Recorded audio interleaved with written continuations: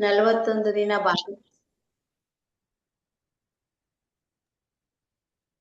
Okay masters, ಇವತ್ತು ಮಂಡಲ ಧ್ಯಾನದ ಕೊನೆ ದಿನ, 41ನೇ ದಿನ. ನಿಮಗೆಲ್ಲರಿಗೂ, ನೀವೆಲ್ಲ ಭಾಗವಹಿಸಿದ ಎಲ್ಲ ಧ್ಯಾನ ಬಂಧುಗಳಿಗೂ ನನ್ನ ಆತ್ಮೀಯ ಪ್ರಣಾಮಗಳನ್ನು ಸಲ್ಲಿಸ್ತೇನೆ ಮಾಸ್ಟರ್ಸ್. ನಾಳೆ ಎಲ್ಲ ಮಾಸ್ಟರ್ಸ್ ಇದು ಎಕ್ಸ್ಪೀರಿಯನ್ಸ್ ಶೇರಿಂಗ್ ಇರುತ್ತೆ ನಾಳೆ ಮಾಸ್ಟರ್ಸ್. ಎಲ್ಲರೂ ಪ್ರತಿಯೊಬ್ಬರು ನಾಳೆ ಎಕ್ಸ್ಪೀರಿಯನ್ಸ್ ಶೇರ್ ಮಾಡ್ಕೋಬೇಕು. 41 ದಿನ ನಿಮ್ಗೆ ಏನ್ ಟ್ರಾನ್ಸ್ಫಾರ್ಮೇಶನ್ ಆಗುತ್ತೆ, ನಿಮ್ಮಲ್ಲಿ ಯಾವ ಬದಲಾವಣೆ ಆಗಿದೆ, ನಿಮ್ಗೆ ಏನೇನ್ ಅನುಭವಗಳಾಗಿದೆ, ಏನ್ ಬೇಕಾದ್ರೂ ಹಂಚ್ಕೋಬಹುದು ಮಾಸ್ಟರ್ಸ್. ಎಲ್ಲರೂ ಮುಕ್ತವಾಗಿ ಹಂಚ್ಕೊಳ್ಳಿ ಅಂತ ನಾಳೆ ಎಲ್ಲರೂ ರೆಡಿಯಾಗಿ ಮಾಸ್ಟರ್ಸ್. ಇವತ್ತೆಲ್ಲರಿಗೂ ಹೇಳಿದ್ದೀನಲ್ವಾ, ನಾಳೆ ಎಲ್ಲ ರೆಡಿಯಾಗಿ ನಾಳೆ ಎಲ್ಲ ವಿಡಿಯೋ ಆನ್ ಮಾಡ್ಕೊಂಡು ಎಲ್ಲ ಎಕ್ಸ್ಪೀರಿಯನ್ಸ್ ಶೇರ್ ಮಾಡ್ಬೇಕು ಅಂತ ಕೇಳ್ಕೊತೀನಿ. Okay masters, thank you madam. Next ಈಗ ಮೇಡಮ್ ಮತ್ತೆ ಕಮಲಾ ಮೇಡಮ್, ನಿಮ್ಗೆ ಸ್ವಾಗತ ಸುಸ್ವಾಗತ ಮೇಡಮ್. ಬೆಳಗಿನ ಶುಭೋದಯ. ಮ್ಯೂಟ್ ಆಗಿದೆ ಮೇಡಮ್. ನಿಮ್ಗೆ welcome madam. Thank you madam. ಎಲ್ಲರಿಗೂ ನಮಸ್ಕಾರ, ಶುಭೋದಯ. ಗುರು ಬ್ರಹ್ಮ ಗುರು ವಿಷ್ಣು ಗುರುದೇವೋ ಮಹೇಶ್ವರ ಗುರು ಸಾಕ್ಷಾತ್ ಪರಬ್ರಹ್ಮ ತಸ್ಮೈ ಶ್ರೀ ಗುರವೇ ನಮಃ. ಪರಮಾತ್ಮ ಸ್ವರೂಪರಾದ ಬ್ರಹ್ಮರ್ಷಿ ಪಿತಾಮಹ ಪತ್ರಿಜಿಯವರಿಗೆ ನನ್ನ ಆತ್ಮ ಪ್ರಣಾಮಗಳು. ಗುರುಗಳು ಮಾನವ ಕುಲಕ್ಕೆ ಏನ್ ಕೊಟ್ಟಿದ್ದಾರೆ? ಎಷ್ಟೋ ಗುರುಗಳಿದ್ದಾರೆ ಸೃಷ್ಟಿಯಲ್ಲಿ, ಲೆಕ್ಕ ಇಲ್ಲದ ಅಷ್ಟು ಗುರುಗಳಿದ್ದಾರೆ. ಅದರಲ್ಲಿ ಮುಖ್ಯವಾಗಿ ಹೇಳ್ಕೊಳ್ಳೋದು ವ್ಯಾಸರನ್ನು, ವೇದವ್ಯಾಸರು. ವೇದವ್ಯಾಸರು ಅಂತ ಅವರಿಗೆ ಹೆಸರು ಹೇಗೆ ಬಂತು?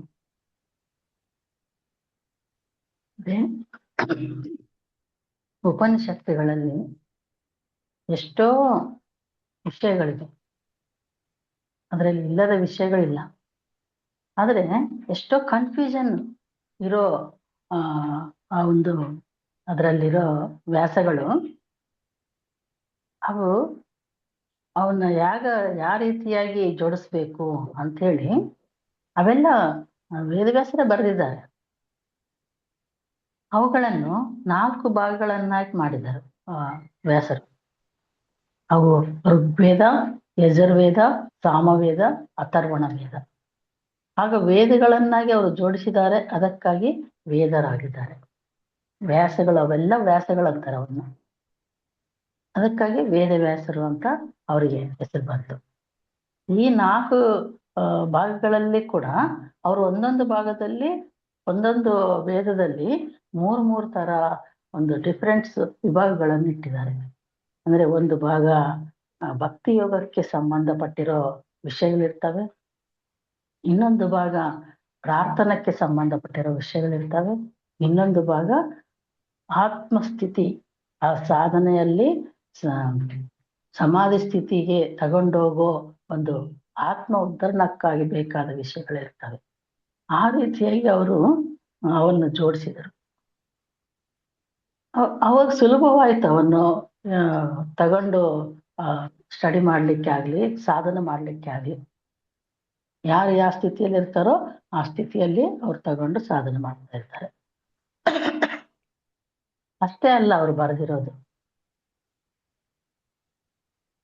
ಉಪನಿಷತ್ತುಗಳು ಅವ್ರು ಬರೆದಿದ್ದಾರೆ, ಬ್ರಹ್ಮಸೂತ್ರಗಳು ಬರೆದಿದ್ದಾರೆ, ಭಗವದ್ಗೀತೆ, ಈ 3 ಪ್ರಸ್ಥಾನತ್ರಯಂ ಅಂತಾರೆ. ಭಗವದ್ಗೀತೆ ಅಂದ್ರೆ ಈ ಪ್ರಪಂಚದಲ್ಲಿ ಏನೇನಿವೆ ಅಂದ್ರೆ ಕಷ್ಟ, ಸುಖ, ದುಃಖ, ನೋವು, ಬಾಧೆ, ಈ ಪ್ರಪಂಚದಲ್ಲಿ ಏನೇನು ಇವೆಯೋ ಅವನ್ನೆಲ್ಲ ಭಗವದ್ಗೀತೆಯಲ್ಲಿವೆ. ಭಗವದ್ಗೀತೆಯನ್ನು ನಾವು ಓದಿದ್ರೆ ಅದರಲ್ಲಿ ಇವೆಲ್ಲ ಅರ್ಥ ಆಗ್ತವೆ. ಆ ಒಂದು ದುಃಖದಿಂದ ಹೊರಗೆ ಬರೋದು ಹೇಗೆ, ಅಸಲ್ ದುಃಖ ಹೇಗೆ ಬಂತು ಅಂತ ಹೇಳೋ ವಿಷಯಗಳೆಲ್ಲ ಅವೆ ಅಲ್ಲೇ ಅದರಲ್ಲಿವೆ. ಇವು ಪುರಾಣಗಳಲ್ಲ, ಪುರಾಣಗಳು ಅಂದ್ರೆ ಅವು ಪುಕ್ಕಿಟಿ ಪುರಾಣ ಅಂತ ಹೇಳ್ತಾರೆ, ಅವುಗಳಲ್ಲ.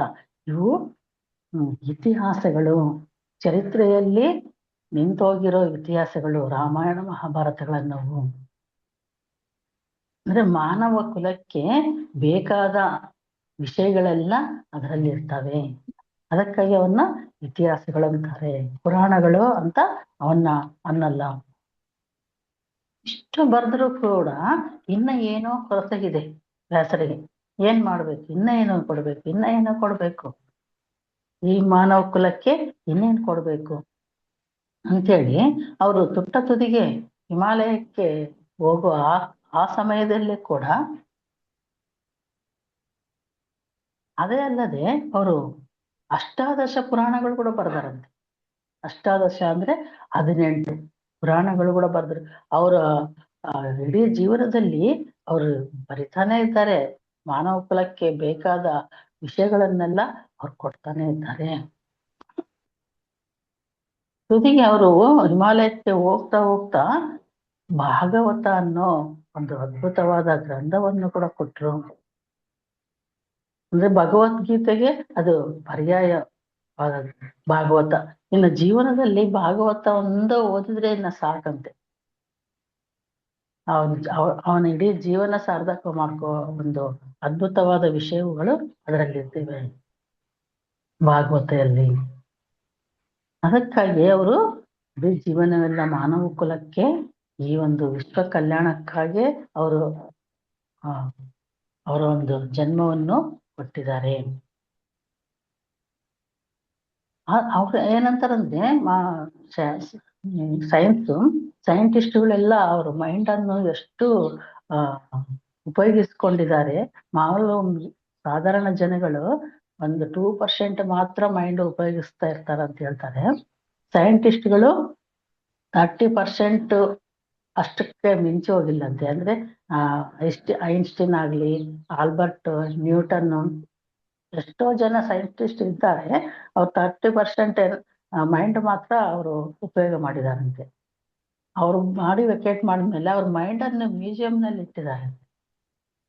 ಅಂದ್ರೆ ಅದ್ರ ಅವಸರ ಯಾವಾಗನ ಇರ್ತದೆ ಅಂತ ಹೇಳಿ.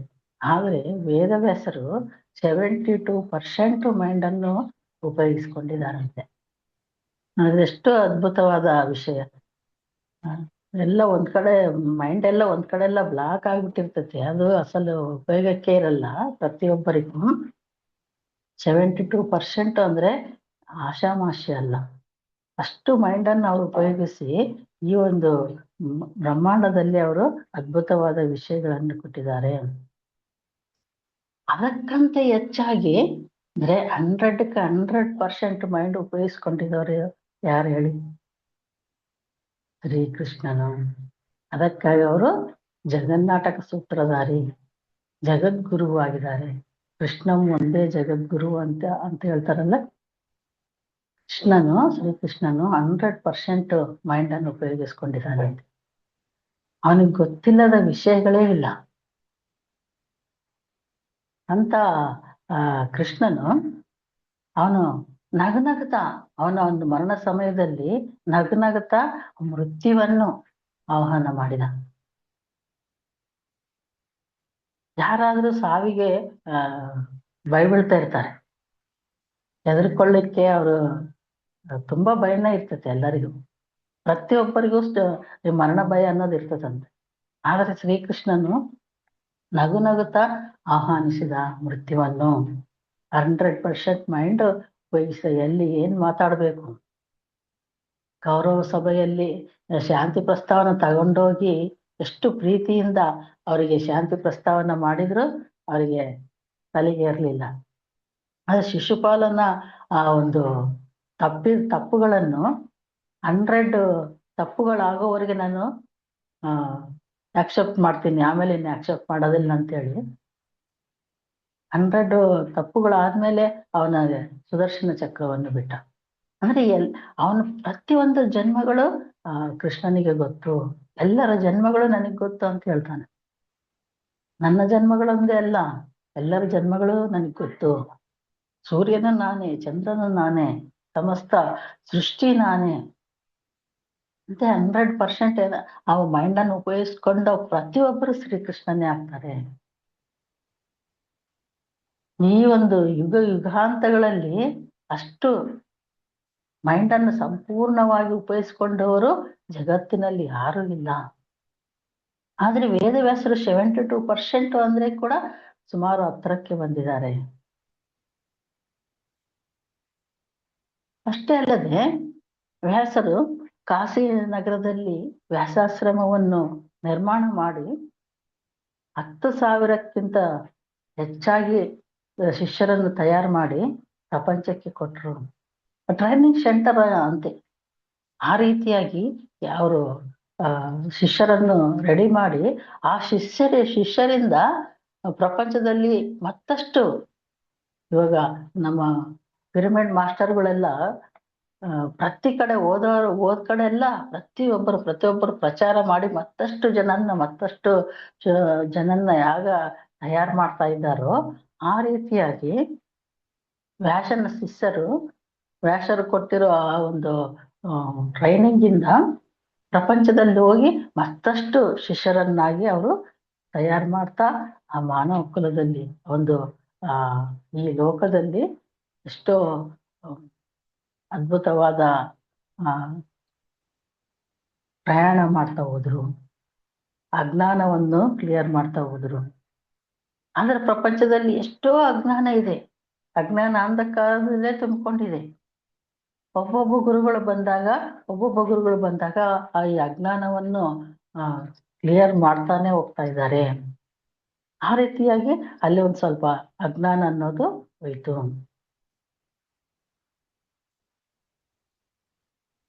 ಆಗ ಮತ್ತೆ ಗುರುಗಳು ನಾನು ಗುರು ಅನ್ಸ್ಕೋಬೇಕು ಅಂತೇಳಿ ಯಾರಿಗಿರಲ್ಲ ಹೇಳಿ. ಈ ಪ್ರಪಂಚದಲ್ಲಿ ಈ ಒಂದು ಸೃಷ್ಟಿಯಲ್ಲಿ ಆದಿಗುರು ಅಂತ ಯಾರನ್ನ ಕರೀತಾರೆ? ಮಹಾದೇವನನ್ನ ಕರೀತಾರೆ. ಅವರು ದಕ್ಷಿಣಾಮೂರ್ತಿ ಅಂತೆ ಗುರುಗಳಾದ್ರು. ಮೊಟ್ಟ ಮೊದಲಿಗೆ ಗುರು ಯಾರು ಅಂದ್ರೆ ದಕ್ಷಿಣಾಮೂರ್ತಿ ಅಂತ ಹೇಳ್ತಾರೆ. ಮೊಟ್ಟ ಮೊದಲನ ಗುರುಗಳಿಗಂತ ಅವರು ನಂಬರ್ 1 ಸ್ಥಾನದಲ್ಲಿರ್ತಾರೆ ದಕ್ಷಿಣಾಮೂರ್ತಿ ಅವರು. ಆಗ ಮಹಾದೇವನು ದಕ್ಷಿಣಾಮೂರ್ತಿಯಾಗಿ ಗುರು ಅನ್ನಿಸಿದ. ಆಮೇಲೆ ವಿಷ್ಣು ಹಯಗ್ರೀವಾಚಾರ್ಯ ಆಗಿ ಅವರು ಗುರುವಾದ್ರು. ಹಾಗಾದ್ರೂ ಗುರು ಬ್ರಹ್ಮ ಅಂತ ಹೇಳ್ತಾರೆ. ಅವರು ಕ್ರಿಯೇಟರ್, ಅದಕ್ಕಾಗಿ ಅವ್ರ ಗುರುಗಳೇ. ಈ ತ್ರಿಮೂರ್ತಿಗಳು ಗುರುಗಳಂತ ಅನ್ಸ್ಕೊಂಡಾಗ ಮಾತೆಗಳಿಗೆ ಸುಂದಿರ್ತಾರ. ಅವರು ನಾನು ಗುರು ಅನ್ಸ್ಕೋಬೇಕು. ಸರಸ್ವತಿ ಅವರು ಜ್ಞಾನ ಪ್ರಸೂನಾಂಬ, ಅವ್ರು ಹೇಗಾದ್ರೂ ಗುರುಗಳೇ. ಲಲಿತಾದೇವಿ ಲಲಿತ ಸಹಸ್ರನಾಮದಲ್ಲಿ ಇರ್ತದಲ್ಲ ಗುರು ಮಂಡಲಾಕಾರ ಅಂತೇಳಿ, ಅವರು ಗುರುಗಳಾದ್ರು. ದತ್ತಾತ್ರೇಯ ಅವರು ಹೇಗಾದ್ರೂ ಗುರುದತ್ತ ಅಂತ ಹೇಳ್ತಾರೆ. ಅವರು ಸಮಾಜಕ್ಕೆ ಲೋಕಕ್ಕೆ ಎಷ್ಟೋ ಅದ್ಭುತವಾದ ವಿಷಯಗಳನ್ನು ಕೊಟ್ಟರು. ಪ್ರತಿಯೊಂದರಲ್ಲಿ ಗುರುವನ್ನೇ ಕಾಣಿದ್ರು. ನನಗೆ 24 ಗುರುಗಳಿದ್ದಾರೆ ಅಂತ ಹೇಳಿದ್ರು. ಅವ್ರು ಚಿಕ್ಕ ಇರುವೆಯನ್ನು ನೋಡಿದ್ರು, ನಾಯಿಗೆ ನೋಡಿದ್ರು, ಏನಾದ್ರೂ ಅವ್ರು ನನಗೆ ಗುರುಗಳು. ಅಂದ್ರೆ ಅವರಿಂದ ಏನೋ ಒಂದು ಕಲಿಬೇಕು ನಾನು, ಅವರೆಲ್ಲ ನನಗೆ ಗುರುಗಳಂತೇಳಿ ಮಾನವರಿಗೆ ಅವರು ಒಂದು ಮೆಸೇಜ್ ಕೊಟ್ರು. ಅದು ನನಗಿಂತ ಕಡಿಮೆ ಅಂತೇಳಿ ನೀವು ಇನ್ಸಲ್ಟ್ ಮಾಡೋದಲ್ಲ, ಅವರಿಂದ ನೀವು ಏನ್ ತಗೋಬೇಕು ಅದು ತಗೋಬೇಕು. ಇರುವೆಗಳಿಂದ ಒಂದು ಕ್ರಮಶಿಕ್ಷಣೆ, ಅವರು ಸೋಮರ್ತನ ಇಲ್ಲದೆ ಮಾಡೋ ಒಂದು ಕೆಲಸ, ಕಷ್ಟಪಟ್ಟು ಮಾಡೋ ಅವರು ಕೆಲಸಗಳು, ಅದನ್ನ ಒಂದು ನೀನ್ ತಗೋ. ಜೇನು ಹುಳನಿಂದ ನೀನು ನೆಗೆಟಿವಿಟಿಯನ್ನು ಬಿಟ್ಟು ಕಹಿಯನ್ನು ಬಿಟ್ಟು ಸಿಹಿಯನ್ನು ತಗೋ ಅಂದ್ರೆ ಅದು ಒಂದು ಗುರು. ಈ ರೀತಿಯಾಗಿ ನೀನು ಗುರುಗಳನ್ನು ನಿನಗೆ ಪ್ರತಿಯೊಂದು ಕಲ್ಸೋದೇ ಇರ್ತೈತೆ ಅಂತೇಳಿ ಅವರೊಂದು ಮೆಸೇಜ್ ಕೊಟ್ರು.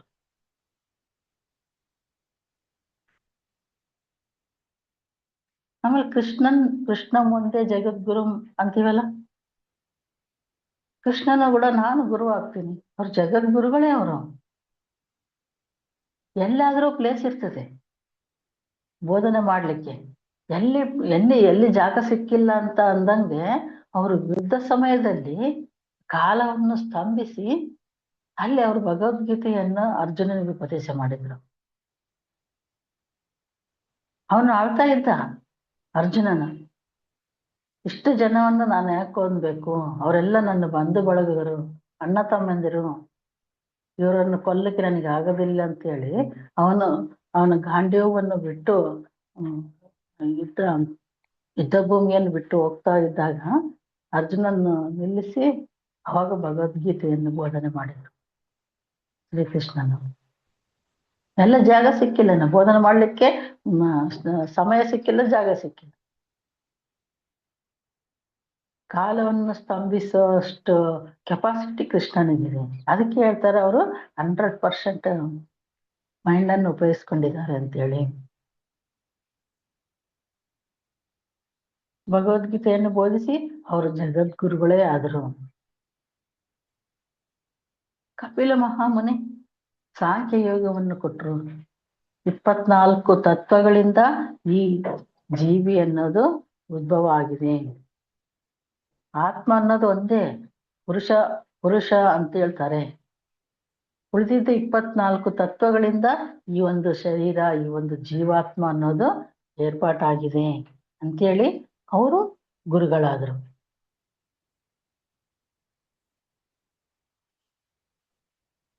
ಆದಿಶಂಕರಾಚಾರ್ಯರು ಅದ್ವೈತವನ್ನು ಬೋಧಿಸಿ ಅವರು ಗುರುಗಳಾದರು. ರಾಮಾನುಜಾಚಾರ್ಯ ಅವರು ವಿಶಿಷ್ಟ ಅದ್ವೈತವನ್ನು ಅವರು ಬೋಧನೆ ಮಾಡಿದರು. ಆಮೇಲೆ ಮಧ್ವಾಚಾರ್ಯರು ಅವ್ರು ಬಂದು ದ್ವೈತ ಅನ್ನೋದನ್ನು ಹೇಳಿದ್ರು. ಇಷ್ಟು ಗುರುಗಳು ಬರ್ತಾ ಇದ್ದಾರೆ, ಎಷ್ಟು ಬೋಧನೆ ಮಾಡ್ತಾ ಇದ್ದಾರೆ. ಪ್ರಪಂಚದಲ್ಲಿ ಅಜ್ಞಾನ ಅನ್ನೋದು ಪೂರ್ತಿ ಹೋಯ್ತಾ ಅಂದ್ರೆ ಅವ್ರು ಬಂದಾಗೆಲ್ಲ ಅವ್ರ ಅಜ್ಞಾನವನ್ನು ಕ್ಲಿಯರ್ ಮಾಡ್ತಾನೆ ಇದ್ದಾರೆ. ಆದ್ರೆ ಕೂಡ ಮತ್ತಷ್ಟು ಅಜ್ಞಾನ ಅಂಧಕಾರಗಳು ಇರ್ತಾನೆ ಇರ್ತವೆ. ಆಮೇಲೆ ರಾಮಕೃಷ್ಣ ಪರಮಹಂಸ ಬಂದ್ರು. ಅವರು ತುಂಬಾ ಅಜ್ಞಾನವನ್ನೇ ಕ್ಲಿಯರ್ ಮಾಡಿದ್ರು.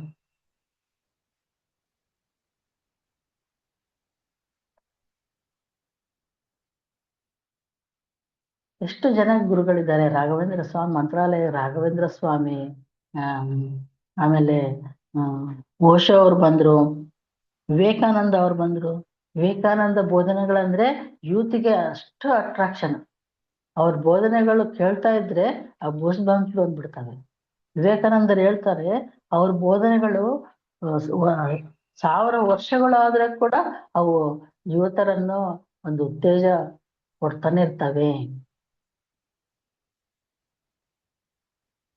ಆ ರೀತಿಯಾಗಿ ಈ ಪ್ರಪಂಚಕ್ಕೆ, ಈ ಲೋಕದಲ್ಲಿ ಯಾವಾಗ ಅವಸರವೋ ಅವಾಗ ಪರಮೇಶ್ವರನು ಗುರು ರೂಪ ತಗೊಂಡು ಬರ್ತಾ ಇರ್ತಾರೆ. ಗುರುಗಳೇ ದೈವ ಸ್ವರೂಪಗಳು, ಪರಮಾತ್ಮ ಸ್ವರೂಪಗಳು. ಆ ಪರಮಾತ್ಮನ ಕಾಣಲ್ಲದ ನಮಗೆ. ನಮ್ಮಲ್ಲಿರೋ ಒಂದು ಅಜ್ಞಾನವನ್ನು ಕ್ಲಿಯರ್ ಮಾಡೋ ಗುರುಗಳೇ ಪರಮಾತ್ಮರು. ಕಬೀರ್ದಾಸ್ ಏನಂತಾನಂದ್ರೆ, ಗುರುವು ಗೋವಿಂದನು ಇಬ್ಬರು ಕಲ್ತು ಬಂದ್ರೆ ನಾನು ಮೊಟ್ಟ ಮೊದಲಿಗೆ ನನ್ನ ಗುರುಗಳಿಗೆ ನಾನು ನಮಸ್ಕಾರ ಮಾಡ್ತೀನಿ. ಯಾಕಂದ್ರೆ ನನಗೆ ಗೋವಿಂದನು ಯಾರೋ ಗೊತ್ತಿಲ್ಲ. ಆ ಗೋವಿಂದನನ್ನು ತೋರಿಸಿದ್ದು ನನ್ನ ಗುರುವೇ ಅಲ್ಲ. ಅದಕ್ಕಾಗಿ ನನ್ನ ಮೊಟ್ಟ ಮೊದಲ ನಮಸ್ಕಾರ ನನ್ನ ಗುರುವಿಗೆ ಮಾಡ್ತೀನಿ ಅಂತ ಹೇಳ್ತಾನೆ. ಗೋವಿಂದನ್ನು ಗುರ್ತಿಡ್ಬೇಕು ಅಂದ್ರೆ ನನಗೆ ಅಜ್ಞಾನ ಇಲ್ಲಲ್ಲ, ನನ್ನ ಗುರುವೇ ಎಲ್ಲ ಕೊಟ್ಟಿರೋದು. ಅದಕ್ಕಾಗಿ ನನ್ನ ನಮಸ್ಕಾರ ನನ್ನ ಗುರುವಿಗೆ ಅಂತ ಹೇಳ್ತಾರೆ. ಅದಕ್ಕಂತ ಒಂದು ಅಡಿ ಮುಂದೆ ಹಾಕಿ ಅರಿಸ್ಟಾಟಿಲ್ ಏನ್ ಹೇಳ್ತಾನಂದ್ರೆ, ತಂದೆ ತಾಯಿಗಳು ನನಗೆ ಜನ್ಮ ಕೊಟ್ರೆ, ಯಾರಿಗಾದ್ರೂ ತಂದೆ ತಾಯಿಗಳು ಜನ್ಮ ಕೊಟ್ರೆ ನಮ್ಮಲ್ಲಿರೋ ಅಜ್ಞಾನ ಅಂಧಕಾರಗಳನ್ನು ಕ್ಲಿಯರ್ ಮಾಡಿ ಜ್ಞಾನ ಜ್ಯೋತಿಯನ್ನು ಬೆಳಗಿಸುವವರೇ ಗುರುಗಳು ಅಂತ ಹೇಳ್ತಾರೆ ಅವರು. ರಾಮಾಯಣದಲ್ಲಿ ಒಂದು ಸಂಘಟನೆ ಇದೆ, ಒಂದು ಘಟ್ಟ ಇದೆ. ಒಂದ್ಸರಿ ವಿಶ್ವಾಮಿತ್ರನು ರಾಮ ಲಕ್ಷ್ಮಣರನ್ನು ಕರ್ಕೊಂಡು ಹೋಗ್ತಾ ಇರ್ತಾನೆ ಅವರ ಆಶ್ರಮಕ್ಕೆ.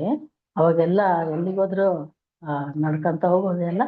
ಆಗ ಹೋಗೋ ಕ್ರಮದಲ್ಲಿ ಒಂದು ಒಂದು ಪ್ಲೇಸಿಗೆ ಬಂದಾಗ ಕತ್ಲಾಗ್ಬಿಡ್ತೈತೆ. ಅವಾಗ ಅಲ್ಲಿ ಅವರು ಮಲಗಬೇಕು. ಬೆಳಗಾದ್ಮೇಲೆ ಮತ್ತೆ ಪ್ರಯಾಣ ಮಾಡೋಣ, ಮಲ್ಕೊಳ್ಳೋಣ ಅಂತೇಳಿ ಅಲ್ಲಿ ಮಲಗ್ತಾರೆ. ವಿಶ್ವಾಮಿತ್ರನ್ ಮಲಗ್ತಾನೆ. ಲಕ್ಷ್ಮಣನ ಮಲಗಕ್ಕೆ ಹೋಗ್ತಾ ಇದ್ರೆ ರಾಮನೇನಂತಾನಂದ್ರೆ, ಲಕ್ಷ್ಮಣ ನಿಲ್ಲು, ಗುರುಗಳು ಮಲಗಿದ್ದಾರೆ, ಅವ್ರ ಕಾಲನ್ನು ಒತ್ತೋಣ ಅಂತೇಳಿ ಇಬ್ಬರು ಅಣ್ಣ ತಮ್ಮರು ಅವ್ರಿಗೆ ಪಾದಸೇವ ಕಾಲುಗಳು ಒತ್ತಾ ಇರ್ತಾರೆ. ಒಂದ್ ಸ್ವಲ್ಪ ಹೊತ್ತಾದ್ಮೇಲೆ ವಿಶ್ವಾಮಿತ್ರವ್ರು ಎದ್ದು ಇನ್ನ ಸಾಕು ಮಲಗ್ರಿ ಅಂತ ಹೇಳ್ತಾರೆ. ಸರಿ ಅಂತೇಳಿ ರಾಮ ಲಕ್ಷ್ಮಣರು ಮಲ್ಕೊಂಡ್ಮೇಲೆ ಒಂದ್ ಸ್ವಲ್ಪ ಹೊತ್ತಾದ್ಮೇಲೆ ವಿಶ್ವಾಮಿತ್ರನ ಎದ್ದು ರಾಮನ ತಲೆಯನ್ನು ನಿವೃತ್ತ ಆ ಮುಖವನ್ನೆಲ್ಲ ಅವರೆಷ್ಟೋ ಪ್ರೀತಿಯಿಂದ ಇದು ಮಾಡಿ ಅವ್ರ ಮುಖದ ಮೇಲೆ ಮುದ್ದಿಟ್ಟು, ಎಷ್ಟು ನನ್ನ ಭಾಗ್ಯ, ಈ ಒಂದು ಗುರುಸ್ಥಾನ ಅನ್ನೋದು ಎಷ್ಟು ನನ್ನ ಜನ್ಮ ಧನ್ಯ ಆಯ್ತು.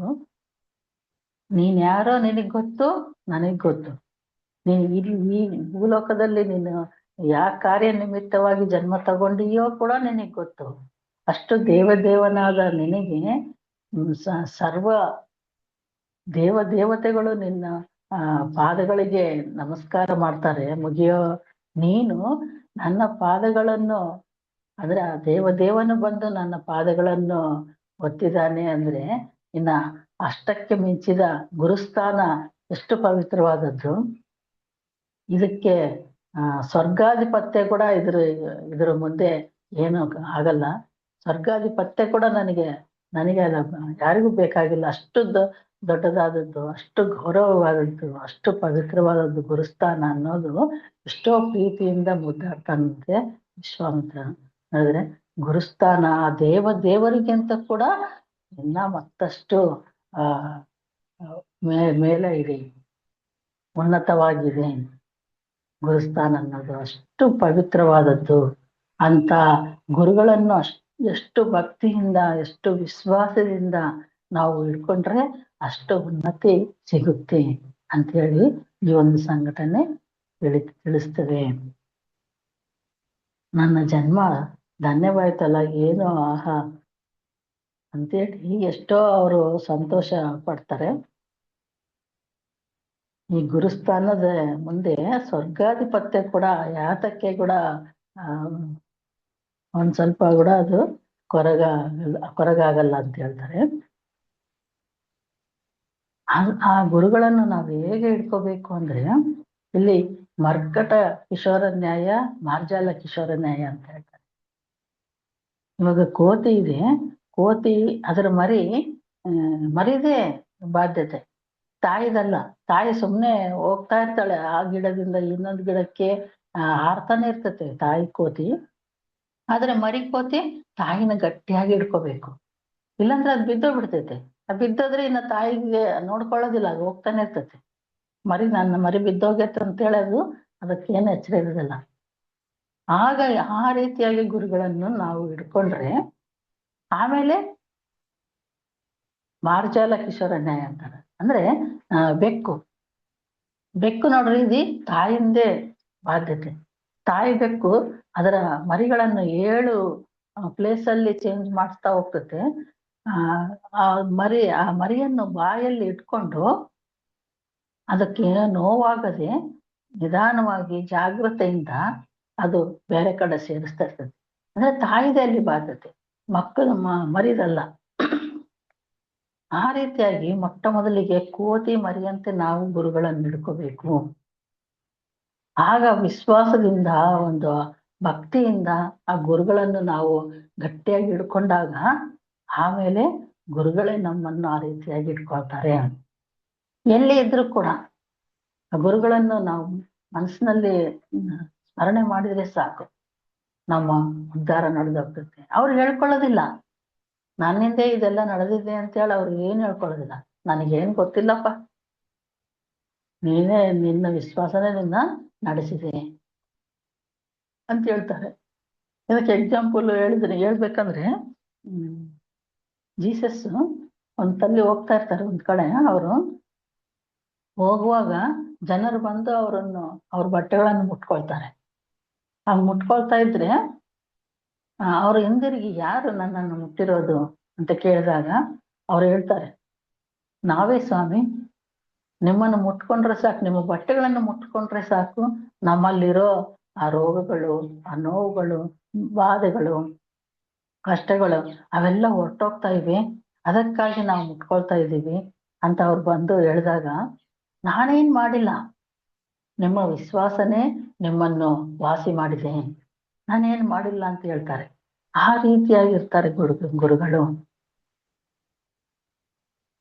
ಅವ್ರಿಗೆ ಎಷ್ಟು ನೋವು ಕೊಟ್ರೆ ಕೂಡ, ಜನರೆಲ್ಲ ಎಷ್ಟು ನೋವು ಕೊಡ್ತಾರೆ, ಅವ್ರೇನಂತಾರೆ, ಅವರು ದೇವನೇ, ಅವ್ರಿಗೇನು ಗೊತ್ತಿಲ್ಲ, ಅಮಾಯಕರಾದವರು, ಅವ್ರು ಏನ್ ಮಾಡ್ತಿದಾರೆ ಅವ್ರಿಗೇನು ಗೊತ್ತಿಲ್ಲ, ಅವ್ರನ್ನು ಕ್ಷಮಿಸ್ಬಿಡಿ ಅಂತ ಹೇಳ್ತಾರೆ. ನೋಡಿದ್ರೆ ಆ ಭಗವಂತನು ಆ ಗುರುಗಳನ್ನು ನಂಬಿದ ಶಿಷ್ಯರನ್ನು ಆ ಭಗವಂತನು ಬಂದು ಅವರನ್ನು ಏನನ್ನ ಮಾಡ್ಬೇಕು ಅಂದಾಗ ಕೂಡ ಗುರುಗಳು ಅಡ್ಡು ಬೀಳ್ತಾರೆ. ಅಷ್ಟು ಆ ಪರಮಾತ್ಮನ ಪರಮಾತ್ಮಗಿಂತ ಗುರುಗಳು ಅಷ್ಟು ಗ್ರೇಟ್ ಮಾಸ್ಟರ್ಸ್, ಗ್ರೇಟ್ ಪರ್ಸನ್ಸ್. ಅವರನ್ನು ನಂಬಿಕೊಂಡವರನ್ನು ಎಲ್ಲಿದ್ರು ಅವರು ಧರ ಮಾಡ್ತಾರೆ, ಕಾಪಾಡ್ಕೊಳ್ತಾ ಇರ್ತಾರೆ.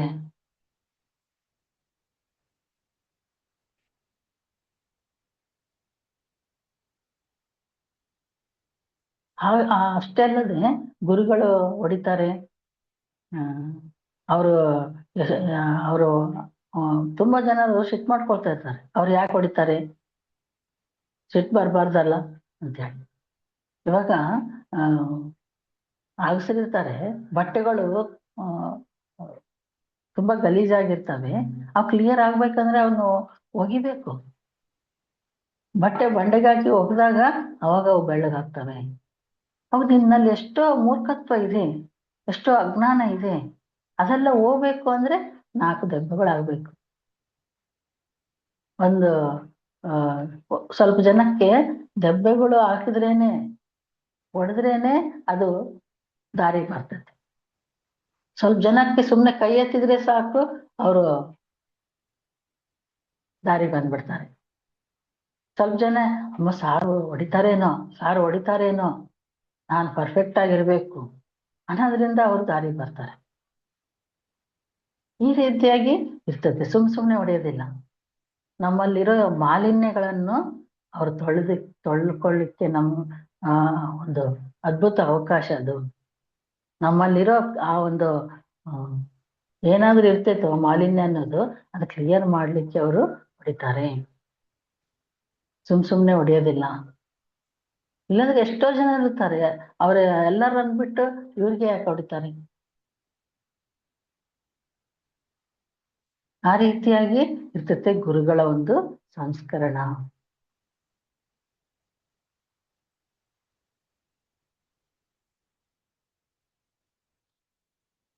ಇವಾಗ ಒಂದು ಕಾಲಿಗೋ ಕೈಗೋ ಹುಣ್ಣ ಆಗಿರ್ತೈತೆ, ಅದನ್ನ ಡಾಕ್ಟರ್ ಹತ್ರ ತಗೊಂಡೋದ್ರೆ ಅದು ಕ್ಲಿಯರ್ ಮಾಡ್ಬೇಕು, ಅದನ್ನ ತೊಳಿಬೇಕು ಅಂದಾಗ ನೋವಾಗ್ತೈತೆ, ನನಗೆ ಬೇಡ ಅಂದ್ರೆ ಬಿಡ್ತಾನ?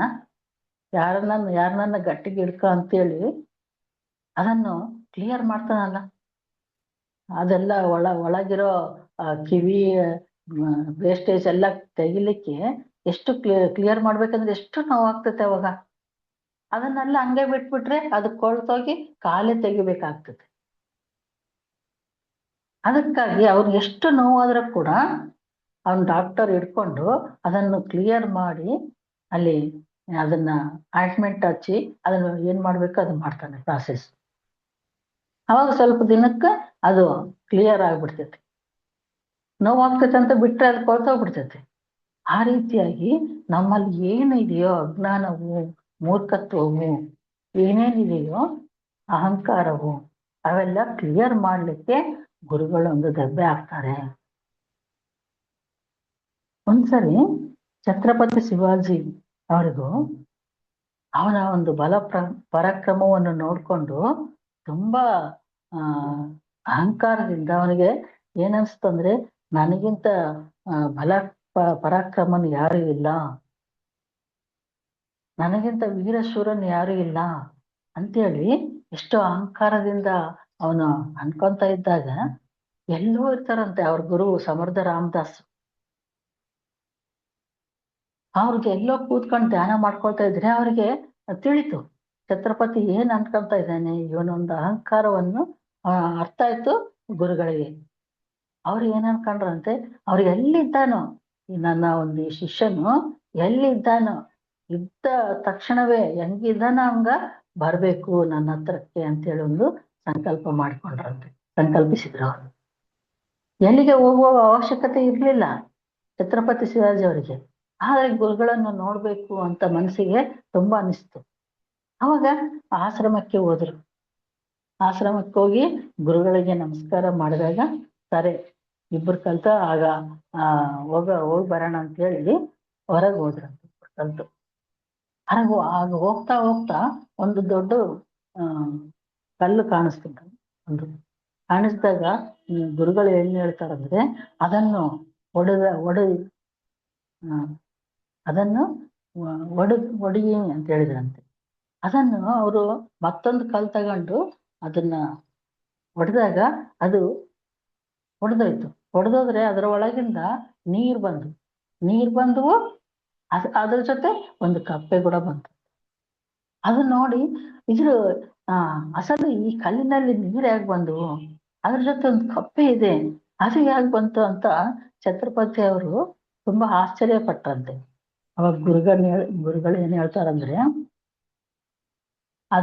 ಅದರಲ್ಲಿ ಆ ಕಲ್ಲಿನಲ್ಲಿ ಆ ನೀರನ್ನು ಯಾರಿಟ್ಟಿದಾರೋ, ಕಪ್ಪೆಯನ್ನು ಯಾರಿಟ್ಟಿದಾರೋ ಅವನೇ ನಿನ್ನ ಒಳಗೆ ಕೂಡ ಈ ಶೂರತ್ವವನ್ನು, ಈ ಪರಾಕ್ರಮವನ್ನು,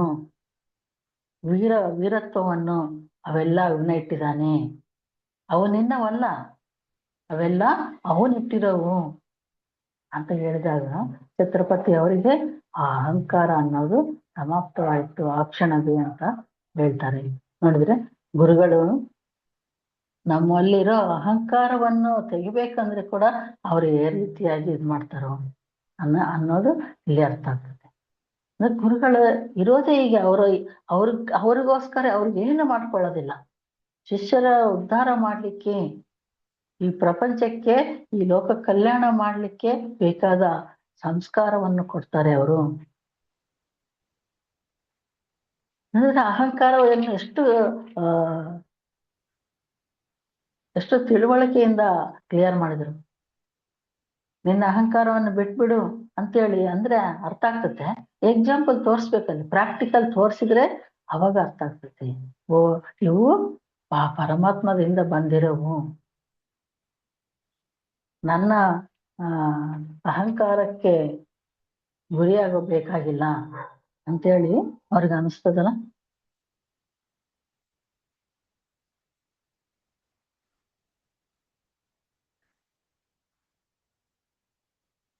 ಸರಿ, ರಮಣ ಮಹರ್ಷಿ ಆಶ್ರಮದಲ್ಲಿ ಒಬ್ಬ ವ್ಯಕ್ತಿ ಇದ್ದನಂತೆ, ಗೋವಿಂದ ಅಂತೇಳಿ.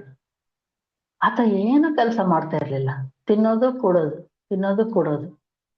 ಸಾಧನೆ ಮಾಡಂದ್ರೆ ಸಾಧನೆ ಮಾಡೋದಿಲ್ಲ. ಯಾರಿಗೇನ ಅಲ್ಲಿ ಆಶ್ರಮದಲ್ಲಿ ಏನಾನ ಕೆಲಸ ಮಾಡ್ತಾರಂದ್ರೆ ಮಾಡೋದಿಲ್ಲ. ಅಡಿಗೆ ಮಾಡೋರ್ಗಾಗ್ಲಿ ಇನ್ನೊಬ್ಬರಿಗೆ ಏನು ಕೆಲಸ ಮಾಡೋದಿಲ್ಲ, ಸುಮ್ಮನೆ ತಿನ್ನೋದು ಕೂಡೋದು. ಅಷ್ಟು ಸೋಮರಿಯಾಗಿ ಇದನಂತೆ ಆತ. ರಮಣ ಮಹರ್ಷಿ ಅವರು ಸ್ವಲ್ಪ ದಿನ ನೋಡಿದ್ರಂತೆ. ಆಮೇಲೆ ಅವರನ್ನು ಗೋವಿಂದನ ಕರೆಸಿ, ಗೋವಿಂದ ನಿನಗೆ ಏನು ಹೊಲ ಇದ್ದಂಗಿದೆಯಲ್ಲ ಅಂದ್ರೆ, ಅವನು ಗುರುಗಳೇ ನನ್ನ ಹತ್ರ 10 ಎಕರೆ ಹೊಲ ಇದೆ ಅಂದಾಗ, ಹೌದಾ ಆ ಹೊಲದಲ್ಲಿ ಲಂಕೆ ಬಿಂದುಗಳಿವೆ ಅಲ್ಲ ಅಂದ್ರೆ, ಹೌದಾ ಗುರುಗಳು ಲಂಕೆ ಬಿಂದುಗಳಿವೆಯಾ, ಸರಿ ಅಂತೇಳಿ ಅವನು ಹೋಗಿ ಆ ಹೊಲವನ್ನೆಲ್ಲ ಎತ್ತುಗಳು ಕಟ್ಕೊಂಡು ಹೊಲವನ್ನೆಲ್ಲ ಇದು ಮಾಡಿದ್ನಂತೆ. ಅದೇ ಏನಂತಾರ ನನಗೆ ಗೊತ್ತಿಲ್ಲ. ಎಲ್ಲ ಒಂದು ಸಾಲೆಲ್ಲ ಹೊಲೆಲ್ಲ ಎತ್ತಿನಿಂದ ದುನ್ನೇಸಿ ಮತ್ತೆ ಬಂದಂತೆ. ಗುರುಗಳೇ ನನಗೆ ಲಂಕಬಿಂದಿಗಳು ಸಿಕ್ಕಿಲ್ಲ ಅಂದ್ರೆ, ನೀನು ಯಾಗ ಇದೆಲ್ಲ ತೋಕ್ಯಂತ ಹೋಗಿದಿ, ಹಿಂಗ ಮಾಡು ಇಟ್ಲ ದುನ್ನೇಸಿ ಅಲ ಕಾದು ಅಂದ್ರಂತೆ. ಹೌದಾ ಗುರುಗಳೇ ಅಂತೇಳಿ ಮತ್ತೆ ರಿವರ್ಸ್ ಆಗಿ ಅವ್ರು ಮಾಡ್ಕೊಂತ ಹೋದ್ರಂತೆ ಗೋವಿಂದನ್. ಮತ್ತೆ ಬಂದ್ರು, ಗುರುಗಳೇ ಲಂಕೆ ಬಿಂದಿಗಳು ಸಿಕ್ಕಿಲ್ಲ ನನಗೆ. ಹೌದಾ, ಯಾಗಾದ್ರೂ ನೀನು ಒಲೆಯನ್ನೆಲ್ಲ ಇದು ಮಾಡಿದೀಯಲ್ಲ, ಅಲ್ಲಿ ಬೀಜ ಬಿತ್ಬಿಡು, ಬೀಜ ಹಾಕು ಅಂದ್ರಂತ. ಸರ ಅಂತೇಳಿ ಎಲ್ಲ ಬೀಜ ಮೆಣಸಿನ ಹಾಕಿದ್ನಂತೆ. ಆ ವರ್ಷ ತುಂಬಾ ಧಾನ್ಯ ಬೆಳೀತಂತೆ ಮೆಣಸಿನ. ಎಷ್ಟು ಅಂದ್ರೆ ಅಷ್ಟು ಪ್ರೀತವಾಗಿ ಬೆಳೀತು. ಅದನ್ನೆಲ್ಲ ಮಾರಿ ದುಡ್ಡೆಲ್ಲ ತಗೊಂಡು ಬಂದು ಬಿರುವದಲ್ಲಿಟ್ಟು ಮತ್ತೆ ಬಂದಂತೆ. ಗುರುಗಳೇ, ನನಗೆ ಲಂಕೆ ಬಿಂದಿಗಳು ಇವಾಗ ನನ್ನ ಕರ್ಮ ತೀರಿದೆಯಾ? ಅವಾಗ ಏನ್ ಹೇಳಿರ್ತಾನೆ ಗುರುಗಳು, ನಿನ್ನ ಕರ್ಮ ಇನ್ನ ತೀರಿಲ್ಲ, ಯಾಕಾದ್ರೂ ಮಾಡಿದೆಯಲ್ಲ, ಬೀಜ ಬಿತ್ತೋಗ ಅಂತ ಹೇಳಿದ್ರಂತೆ. ಇವಾಗ ಬಂದು, ಗುರುಗಳೇ ನನ್ನ ಕರ್ಮ ಕ್ಲಿಯರ್ ಆಗಿದೆಯಾ, ನನಗಿವಾಗ ಸಿಕ್ತತ ಲಂಗಬಿಂದಿಗಳು ಅಂದಾಗ, ಅದ್ರಲ್ಲಿ ಏನಿರ್ತಾವ ನೀನು ಅದಕ್ಕೆ ಆ ನಿಧಿ ಬೇಕಂತ ಕೇಳ್ತಿದೀಯಲ್ಲ, ಅದ್ರಲ್ಲಿ ಏನಿರ್ತಾವ ಅಂದ್ರೆ ದುಡ್ಡು ಇರ್ತತೆ, ಬಂಗಾರ ಇರ್ತದಲ್ಲ ಗುರುಗಳೇ ಅಂದಾಗ, ಆ ದುಡ್ಡು ಬೀರುವದಲ್ಲಿ ನಿನ್ ಮನೆಯಾಗ ಬೀರುವದಲ್ಲಿ ಇಟ್ಟು ಬಂದಿಯಲ್ಲ, ಇನ್ನು ಅದಕ್ಕೆ ಮಿಂಚಿದ್ದ ಲಂಕೆ ಬಿಂದಿಗಳು ಯಾವಿರ್ತವೆ. ನಿನ್ನ ಒಂದು ಕಷ್ಟಪಟ್ಟು ನೀನು ಧಾನ್ಯವನ್ನು ಬೆಳೆಸಿ ಮಾರ್ಕೊಂಡ್ರೆ ಬಂದಿರೋ ದುಡ್ಡೇ ಆ ಲಂಕೆ ಬಿಂದಿಗಳು ಇರೋವು. ಅದ ನೀನ್ ಮಾಡಿದ್ರೆ ಬಂದ ದುಡ್ಡೇ ಲಂಕೆ ಬಿಂದಿಗಳಂದ್ರೆ ಬೇರೆ ಲಂಕೆ ಬಿಂದಿಗಳು ನಿನಗೆ ಆಗ್ಬೇಕಯ್ಯ ಅಂತ ಹೇಳ್ತಾರಂದ್ರೆ. ಸ್ವಯಂ ಗೋವಿಂದನೇ ಅವರು ಒಂದು ಪುಸ್ತಕದಲ್ಲಿ ಬರ್ಕೊಂಡಿದ್ದಾರಂತೆ. ರಮಣರ ಜೀವಿತ ಚರಿತ್ರ ಅನ್ನೋ ಬುಕ್ನಲ್ಲಿ ಗೋವಿಂದನೇ ಬರ್ಕೊಂಡಿದ್ದಾನೆ ಇದೆಲ್ಲ. ಆಗ ಆ ರೀತಿಯಾಗಿ ಗುರುಗಳು ಸಂಸ್ಕರಣ ಮಾಡ್ತಾರೆ. ಸೋಮರಿಯಾಗಿರೋ ಶಿಷ್ಯರನ್ನು ಅವರು ಉದ್ಧಾರ ಮಾಡ್ತಾರೆ. ಅಹಂಕಾರದಿಂದ ಶಿಷ್ಯರನ್ನು ಅವರು ಅಹಂಕಾರವನ್ನು ಬಿಡುಗಡಿಸ್ತಾರೆ. ಎಷ್ಟು ಯಾರಿಗೆ ಏನು ಬೇಕೋ ಅವರು ಅವ್ರು ಎಲ್ಲಿರ್ತಾರೋ ಅಲ್ಲಿಂದಲೇ ಇದೆಲ್ಲ ಮಾಡ್ತಾರೆ.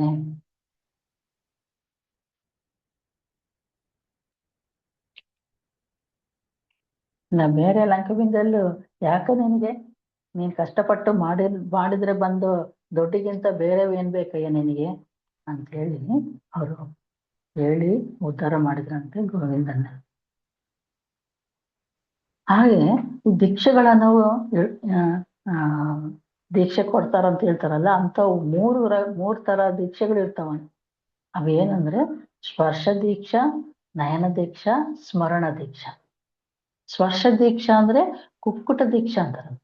ಕುಕ್ಕುಟ ಅಂದ್ರೆ ಕೋಳಿ ಏನ್ ಮಾಡ್ತೈತೆ, ಅದರ ಎಗ್ಸ್ ಮೇಲೆ ಕೂತ್ಕೊಂಡು ಆ ಸ್ಪರ್ಶದಿಂದ ಅದನ್ನು ಆ ಎಗ್ಸ್ ಅನ್ನು ಸ್ಪರ್ಶ ಕೊಟ್ಟು ಒಂದ್ ಸ್ವಲ್ಪ ದಿನದ ನಂತರ ಆ ಒಂದು ಕೋಳಿ ಮರಿಗಳು ಹೊರಗೆ ಬರ್ತವೆ. ಅಂದ್ರೆ ಅದು ಸ್ಪರ್ಶದಿಂದ ಇದು ಮಾಡ್ತೈತೆ. ಎರಡನೇದು ನಯನ ದೀಕ್ಷಾ, ಅಂದ್ರೆ ಆ ಒಂದು ನೋಟದಿಂದ ಕೊಡೋ ದೀಕ್ಷೆ. ಇದು ಮೀನ್ ಏನಂದ್ರೆ ಅದು ಅದರ ಎಗ್ಸು ಆ ನೀರಿನ ಮೇಲೆ ತೇಲ್ತಾ ಇರ್ತವೆ. ಅದು ಅದರ ಎಗ್ಸನ್ನು ನೋಡ್ತಾನೆ ಇರ್ತದಂತದ್ದು ಕಣ್ಣಿಂದ. ಅವ್ ನೋಡ್ತು ಯಾವಾಗ ಮಕ್ಕಳು ಹೊರಗೆ ಬರ್ತಾವ ಅನ್ನೋದ್ರ ವಿಷಯದಲ್ಲೇ ಅದು ನೋಡ್ತಾನೆ ಆ ನೋಟದಿಂದನೇ ಆ ಮೀನುಗಳು ಮರಿಗಳು ಹೊರಗೆ ಬರ್ದ್ಬಿಡ್ತವೆ. ಇನ್ನೊಂದು ಸ್ಮರಣ ದೀಕ್ಷಾ. ಸ್ಮರಣ ಅಂದ್ರೆ ತಾಂಬೇದು. ಅದು ಯಾಕಂದ್ರೆ ಅದು ನದಿ ತೀರಕ್ಕೆ ಹೋಗಿ ದೂರ ಎಲ್ಲೋ ಹೋಗಿ ನದಿ ತೀರಕ್ಕೆ ಒಂದ್ ಸ್ವಲ್ಪ ದೂರದಲ್ಲಿ ಹೋಗಿ ಒಳಗ ಮಣ್ಣಿನ ಒಳಗ ಕುಣಿ ತೆಗೆದು ಅಲ್ಲಿ ಅದ್ರ ಎಗ್ಸನ್ ಬಿಟ್ಟು ಬಂದ್ಬಿಡ್ತೈತೆ. ಆಯ್ತಿನ್ನ ಮುಚ್ಚಿ ಬಂದ್ಬಿಡ್ತೈತೆ. ಬಂದು ಇಲ್ಲಿ ಸ್ಮರಣ ಮಾಡ್ತಾ ಇರ್ತದಂತೆ. ಅಲ್ಲಿ ಇಟ್ಟು ಬಂದೀನಿ, ನನ್ನ ಯಾವಾಗ ಮಕ್ಕಳು ಬರ್ತಾವೋ, ನನ್ನ ಮಕ್ಳು ಯಾವಾಗ ಹೊರಗೆ ಬರ್ತಾವೋ ಅಲ್ಲಿ ಇಟ್ಟು ಬಂದೀನಿ, ಯಾವಾಗ ಬರ್ತಾವೋ ಅಂತ ಹೇಳಿ ಸ್ಮರಣ ಮಾಡ್ತಾ ಇರ್ತದಂತೆ. ಆಯ್ತಾವು ಅವಷ್ಟಕ್ಕವ ಮಕ್ಕಳು ಹೊರಗೆ ಬರ್ತವೆ. ಆ ನದಿಯಲ್ಲಿ ಆ ನೀರಿನ ಕಡೆ ಹೋಗಿ ಬಂದ್ಬಿಡ್ತವೆ, ತಾಯಿನ ಸೇರ್ಕೊಳ್ತವೆ. ಈ ರೀತಿಯಾಗಿ ಗುರುಗಳು ಹೇಗೆ ಮಾಡ್ತಾರೆ ಅಂದ್ರೆ, ಒಬ್ಬ ವ್ಯಕ್ತಿ ಇರ್ತಾನೆ, ಆತನಿಗೆ ಯಾವ್ದಕ್ಕೆ ನಾವು ಏನನ್ನು ನಂಬೋದಿಲ್ಲ. ಎಷ್ಟು ಅವಹೇಳನ ಮಾಡ್ತಾ ಇರ್ತಾನಂದ್ರೆ ಏನಂತ ಇರ್ತಾನಂದ್ರೆ ಈ ಚರಾಚರ ಜಗತ್ತೆಲ್ಲ ಆದಿಪರಾಶಕ್ತಿಯಿಂದ ಹುಟ್ಟಿದೆಯಾ? ಹಾಗ್ಯಾಗ ಅದು ಒಂದೇ ಚೈತನ್ಯದಿಂದ ಆದಿಪರಾಶಕ್ತಿ ಅನ್ನೋ ಚೈತನ್ಯದಿಂದ ಹುಟ್ಟಿದೆಯಾ ಅಂಥೇಳಿ ಇದಕ್ಕೆ ಪ್ರಮಾಣ ಏನಿದೆ ಅಂಥೇಳಿ ಎಲ್ಲ ಅವಹೇಳನ ಇನ್ಸಲ್ಟ್ ಮಾಡ್ತಾ ಇರ್ತಾನಂತೆ. ಅವಾಗ ರಾಮಕೃಷ್ಣ ಪರಮಹಂಸ ಆ ಶಿಷ್ಯನನ್ನು ಕರೆದು ಹತ್ರ ಕೂಡ್ಸ್ಕೊಂಡು ಕಣ್ಮುಚ್ಕಂತ ಹೇಳಿ ರಾಮಕೃಷ್ಣರು ಅವರ ಕಾಲಿನ ಹೆಬ್ಬೆರಳಿಂದ ಆಜ್ಞಾ ಚಕ್ರವನ್ನು ಟಚ್ ಮಾಡ್ತಾರೆ ಆ ಶಿಷ್ಯನಿಗೆ. ಆಯ್ತು, ಇನ್ನೇನಿಲ್ಲ, ಅವನು ತನ್ಮಯತ್ವಕ್ಕೆ ಹೋಗ್ಬಿಟ್ಟು ಅಲ್ಲಿ ಅವನ ಥರ್ಡ್ ಐ ಓಪನ್ ಆಗಿ ಎಲ್ಲವನ್ನು ನೋಡ್ತಾ ಇದ್ರೆ ನದಿಗಳು, ಭೂಮಿ, ಆಕಾಶ, ನಕ್ಷತ್ರಗಳು, ಸೂರ್ಯಚಂದ್ರರು ಎಲ್ಲವೂ ಒಂದರಲ್ಲೇ ಹೋಗ್ಬಿಡ್ತದೆ ಅಂತ, ಒಂದರ ಒಳಗೆ ಹೋಗ್ತಾ ಇದ್ದಾವೆ, ಒಂದ್ ಕಡೆಗೆ ಹೋಗ್ತಾ ಇದ್ದಾವೆ. ಅದೆಲ್ಲ ನೋಡ್ಕೊಂಡು ಅವಾಗ ಅರ್ಥ ಆಯ್ತು. ಅವಾಗ ಅಂದ್ರೆ ಪ್ರಮಾಣ ಕೊಟ್ರು ಅಲ್ಲಿ ರಾಮಕೃಷ್ಣರು ಅವನನ್ನು. ಆಯ್ತು, ಅಲ್ಲಿ ಇನ್ನಾಗೋಯ್ತು, ಆ ಶಿಷ್ಯನ ಉದ್ಧಾರ ಆಗುತ್ತೆ. ಅದು ಸ್ಪರ್ಶ ದೀಕ್ಷಾ. ಸ್ಪರ್ಶವನ್ನು ಕೊಟ್ಟರು, ಆಜ್ಞಾ ಚಕ್ರವನ್ನು ಟಚ್ ಮಾಡಿದ್ರು ಅಷ್ಟೇ. ಎಷ್ಟೋ ಪ್ರೀತಿಯಿಂದ ಆ ಶಿಷ್ಯನನ್ನು ಕೂಡಿಸಿ ಆಜ್ಞಾ ಚಕ್ರವನ್ನು ಹೆಬ್ಬರಳಿಂದ ಟಚ್ ಮಾಡಿದ್ರು. ಆಯ್ತು, ಆ ಶಿಷ್ಯನು ಉದ್ಧಾರ ಆಗೋಯ್ತು. ಆ ಶಿಷ್ಯನಿಗೆ ಅದು ಸ್ಪರ್ಶ ದೀಕ್ಷೆ. ಆಮೇಲೆ ನಯನ ದೀಕ್ಷೆ. ರಮಣ ಮಹರ್ಷಿ ಆಶ್ರಮದಲ್ಲಿ ಒಬ್ಬ ಫಾರಿನ್ ಸೈಂಟಿಸ್ಟ್ ಪಾಲ್ ಬ್ರಂಟನ್ ಅಂತೇಳಿ ನಮಗ್ ಕೂಡ ಕೇಳಿದೀವಿ. ಆ ಪಿರಮಿಡ್ಸ್ ಬಗ್ಗೆ ಅವರು ಬರೆದಿರೋ ವಿಷಯ, ದ ಸೀಕ್ರೆಟ್ಸ್ ಆಫ್ ಪಿರಮಿಡ್ಸ್ ಅಂತೇಳಿ, ದ ಸೀಕ್ರೆಟ್ಸ್ ಆಫ್ ಇಂಡಿಯಾ ಅಂತೇಳಿ. ಅವರು ಆಶ್ರಮದಲ್ಲಿ ಈ ಗುರುಗಳಿಂದ ಏನೇನ ಸಿಗ್ತದೇನೋ, ಜ್ಞಾನ ಕೊಡ್ತಾರೇನೋ ಅಂತೇಳಿ ತುಂಬಾ ದಿನ ಅಲ್ಲಿದ್ರಂತೆ. ಅವರು ಆಶ್ರಮದಲ್ಲಿ ಇದ್ದಾಗ ಎಷ್ಟು ದಿನಗಳಾದ್ರೂ ಕೂಡ ಅವರು ಮೌನವಾಗಿರ್ತಾರೆ. ಅವಾಗ ಅವರ ಇಡೀ ಜೀವನವೇ ಮೌನದಿಂದ ಇದ್ದವರು ರಮಣ ಮಹರ್ಷಿ ಅವರು. ಎಷ್ಟು ದಿನ ಆದ್ರೂ ಕೂಡ ನನ್ನ ಸಮಯ ವೇಸ್ಟ್ ಆಗ್ತಾ ಇದೆ, ಇಲ್ಲಿದ್ದು ನನಗೇನು ಉಪಯೋಗ ಆಗ್ತಾ ಇಲ್ಲ, ಗುರುಗಳು ಏನು ಕೊಡ್ತಾ ಇಲ್ಲ, ಸರಿ ಹೋಗ್ಬಿಡ ನನ್ನ ಸಮಯ ಯಾಕ ವೇಸ್ಟ್ ಮಾಡ್ಕೋಬೇಕು ಅಂತ ಹೇಳಿ ಅವರ ಲಗೇಜ್ ಎಲ್ಲ ತಗೊಂಡು ಲಾಸ್ಟ್ಗೆ ಗುರುಗಳಿಗೆ ಹೇಳಿ ಹೋಗೋಣ ಅಂತೇಳಿ ಅವ್ರ ಲಗೇಜ್ ಹೊರಗೆ ಬಂದು ಬರ್ತೀನಿ ಗುರುಗಳಂತ ಹೇಳಲಿಕ್ಕೆ ಒಳಗ್ ಬಂದಾರ. ಉಳಿದಿದ್ದ ಅವ್ರ ಎಲ್ಲರ ಜೊತೆ ಅಲ್ಲಿ ನಿಂತಾರ ಒಳಗ. ಗುರುಗಳೆಲ್ಲರನ್ನ ನೋಡ್ತಾ ಪಾಲ್ ಬ್ರಂಟನನ್ನು ಆಗ ನೋಡಿದ್ರಂತೆ. ಇಬ್ಬರ ಕಣ್ಣು ಕಲ್ತು ಅಷ್ಟೇ ಒಂದ್ ಸ್ವಲ್ಪ ಹೊತ್ತು ಕಣ್ಣಲ್ಲಿ ಕಣ್ಣಿಟ್ಟು ನೋಡಿದ್ರು ರಮಣ ಮಹರ್ಷಿ ಅವರು. ಇನ್ನಾಯ್ತು, ಪಾಲ್ ಬ್ರಂಟನ್ನು ಅಲ್ಲಿ ಅವನ ಉದ್ಧಾರ ಆಗ್ಬಿಟ್ಟ. ಅವರು ಬರ್ಕೊಂಡಿದಾರಂತೆ ದ ಸೀಕ್ರೆಟ್ಸ್ ಆಫ್ ಇಂಡಿಯಾ ಅನ್ನೋ ಬುಕ್ ನಲ್ಲಿ ಈ ಒಂದು ಎಕ್ಸ್ಪೀರಿಯನ್ಸ್ ಅವ್ರು ಬರ್ದಿದಾರಂತೆ. ಆಗ ಗೊತ್ತಾಯ್ತು. ಅಂದ್ರೆ ಅಲ್ಲಿ ಅವರು ನಯನದಿಂದ ಉದ್ಧಾರ ಮಾಡಿದ್ರು, ನೋಟದಿಂದ ಉದ್ಧಾರ ಮಾಡಿದ್ರು ಶಿಷ್ಯರನ್ನು. ರಾಮಕೃಷ್ಣ ಪರಮಹಂಸರು ಟಚ್ ಮಾಡಿ ಅಂದ್ರೆ ಸ್ಪರ್ಶದಿಂದ ಶಿಷ್ಯನನ್ನು ಉದ್ಧಾರ ಮಾಡಿದ್ರೆ, ರಮಣ ಮಹರ್ಷಿ ಅವರು ನೋಟದಿಂದ ಉದ್ಧಾರ ಮಾಡಿದ್ರು. ಆಮೇಲೆ ಸ್ಮರಣ ದೀಕ್ಷಾ. ಶಿಷ್ಯನ ಸ್ಮರಣೆ ಮಾಡಿದ್ರೆ ಸಾಕು, ಗುರುಗಳು ಯಾವ ಲೋಕದಲ್ಲಿ ಇದ್ರೂ ಕೂಡ ಈ ಶಿಷ್ಯನ ಉದ್ಧಾರ ಆಗಿರ್ತಾನೆ. ಒಂದ್ಸರಿ ಚಿಕಾಗೋನಲ್ಲಿ, ಇದೆಲ್ಲರಿಗೂ ಗೊತ್ತಿರೋ ವಿಷಯ, ಚಿಕಾಗೋನಲ್ಲಿ ಸರ್ವಮತ ಸಮ್ಮೇಳನ ಅನ್ನೋದು ನಡೀತಾ ಇದೆ.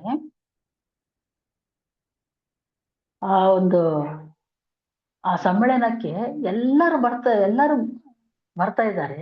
ಎಲ್ಲ ದೇಶಗಳಿಗೂ ಆಹ್ವಾನ ಹೋಗಿದೆ, ಒಂದು ಭಾರತ ದೇಶಕ್ಕೆ ಆಹ್ವಾನ ಅನ್ನೋದು ಬರ್ಲಿಲ್ಲ. ಯಾಕಂದ್ರೆ ಭಾರತ ದೇಶದಲ್ಲಿ ಎಲ್ಲರಿಗೂ ಏನು ಗೊತ್ತಿಲ್ಲ, ಅವರು ಬಾನಿಸತ್ವದಲ್ಲಿದ್ದಾರೆ. ಅದಕ್ಕಾಗಿ ಅವ್ರಿಗೆ ಏನು ಗೊತ್ತಿಲ್ಲ, ಅವರನ್ನು ಕರೆಯೋದೇ ಬೇಡ, ಅವ್ರಿಗೆ ಕರೆದು ಸುಮ್ಮನೆ ವೇಸ್ಟ್ ಮಾಡ್ಕೋಬೇಕು ಅಲ್ಲ ಅಂತೇಳಿ ಭಾರತ ದೇಶಕ್ಕೆ ಆಹ್ವಾನ ಕೊಟ್ಟಿಲ್ಲಂತೆ. ಎಲ್ಲ ದೇಶಗಳಲ್ಲಿರೋ ಗುರುಗಳು, ಸನ್ಯಾಸಿಗಳು, ಮಠಾಧಿಪತಿಗಳು ಎಲ್ಲರೂ ಎಲ್ಲರಿಗೆ ಆಹ್ವಾನ ಹೋಗಿದೆ. ಇಲ್ಲಿಂದ ರಾಮಕೃಷ್ಣ ಪರಮಹಂಸರು ಸುತ್ತಮುತ್ತ ಇರೋರೆಲ್ಲರೂ ಚಂದ ಹಾಕೊಂಡು ವಿವೇಕಾನಂದನ್ ಕಳ್ಸಿದ್ರಂತೆ. ಹೋಗು, ನೀನು ಪ್ರಪಂಚ ದೇಶಕ್ಕೆ ಭಾರತ ದೇಶದ ಒಂದು ಔನ್ನತ್ಯವನ್ನು ತಿಳಿಸು ಅಂತೇಳಿ ಕಳಿಸಿದ್ರಂತೆ. ವಿವೇಕಾನಂದನ್ ಹೋದ. ಗುರುಗಳ ಮಾತಿಗೆ ಅವರು ಗುರುಗಳ ಮಾತಿಂದ ಅವ್ರು ಹೋದ್ರು ವಿವೇಕಾನಂದರು. ಅಲ್ಲಿ ಹೋದ್ರೆ ಅವ್ರಿಗೆ ಒಳಗೆ ಹೋಗ್ಲಿಕ್ಕೆ ಕೂಡ ಪರ್ಮಿಷನ್ ಇಲ್ಲ. ಇವ್ರನ್ನ ಇಟ್ಕೊಂಡು ಪರ್ಮಿಷನ್ ತಗೊಂಡ್ರು ಒಳಗೆ ಹೋಗ್ಲಿಕ್ಕೆ. ಒಳಗೆ ಹೋದ್ರು. ಅಲ್ಲಿ ಕೂತಾರೆ ಎಲ್ಲರೂ. ಆ ಒಂದು ಸಭಾ ಮಂಟಪ ಎಲ್ಲ ಜನರಿಂದ ತುಂಬಿಕೊಂಡಿದೆ. ಜನ ಸಂದೋಹ ಪ್ರಪಂಚನವಾಗಿದೆ. ಜನರೆಲ್ಲ ಎಲ್ಲರಿಗೂ 2-2 ತಾಸು ಮಾತಾಡ್ಲಿಕ್ಕೆ ಟೈಮ್ ಕೊಟ್ಟಿದ್ದಾರೆ. ನಮಗೆ ಆಹ್ವಾನವೇ ಇಲ್ಲ. ಆಹ್ವಾನ ಇಲ್ಲದೆ ಹೋದವರಿಗೆ ಎಷ್ಟು ವ್ಯಾಲ್ಯೂ ಇರ್ತೈತೆ. ಯಾರು ಇವರಿಗೆ ಏನು ಬೆಲೆ ಕೊಟ್ಟಿಲ್ಲ. ಆದ್ರೆ ಇವ್ರನ್ನ ಇಟ್ಕೊಂಡು ಇವ್ರು ಪರ್ಮಿಷನ್ 2 ನಿಮಿಷ ಕೊಟ್ಟಿದ್ದಾರಂತೆ. 2 ನಿಮಿಷ ಪರ್ಮಿಷನ್ ಕೊಟ್ಟಿದ್ದಾರಂತೆ. ಅವರು ಇವನು 2 ನಿಮಿಷದಲ್ಲಿ ಏನ್ ಮಾತಾಡ್ತಾನೆ ಇವನು ಅಂತೇಳಿ ಸ್ಟೇಜ್ ಹತ್ರ ಹೋಗಿ ಮೈಕ್ ಮುಂದೆ ನಿಂತ್ಕೊಂಡ್ರೆ ಮಾತಾಡ್ಲಿಕ್ಕೆ ಆಗ್ತಾ ಇಲ್ಲಂತೆ. ಅಸಲು ಮಾತಾಡ್ಲಿಕ್ಕೆ ಬರ್ತಾ ಇಲ್ಲ. ಆ ಒಂದು ನಡುಗ ಅನ್ನೋದು ಒಂದು ವೈಬ್ರೇಷನ್ ಬರ್ತಾ ಇದೆ. ಏನ್ ಮಾತಾಡ್ಬೇಕು ಅವ್ರಿಗೆ ತುಂಬಾ ಭಯ ಆಗದೆ. ಎಷ್ಟು ಜನರ ಮುಂದೆ 2 ನಿಮಿಷ ಏನ್ ಮಾತಾಡ್ಬೇಕು ಏನೋ ಗೊತ್ತಿಲ್ಲ. ಎಲ್ಲರೂ ನಗ್ತಾ ಇದ್ದಾರಂತೆ. ಅದಕ್ಕೆ ಹೇಳಿದ್ದು, ಅದಕ್ಕೆ ನಾವು ಆಹ್ವಾನ ಕೊಟ್ಟಿಲ್ಲ. ಇವ್ರಿಗೇನು ಬರೋದಿಲ್ಲ, ಇವರು ಭಯಸ್ಥರು. ಆಗ ಕಾಮೆಂಟ್ ಮಾಡ್ತಾ ಇದ್ದಾರೆ ಎಲ್ಲರೂ, ಗುರುಗಳೇ ನನ್ನ ಕಳಿಸಿದ್ರಿ, ನೀವು ಇಲ್ಲಿಗೆ ನನ್ನ ಕಳಿಸಿದ್ರಿ, ಯಾತಕ್ಕಾಗಿ ಕಳಿಸಿದ್ರೋ ನನಗೆ ಗೊತ್ತಿಲ್ಲ.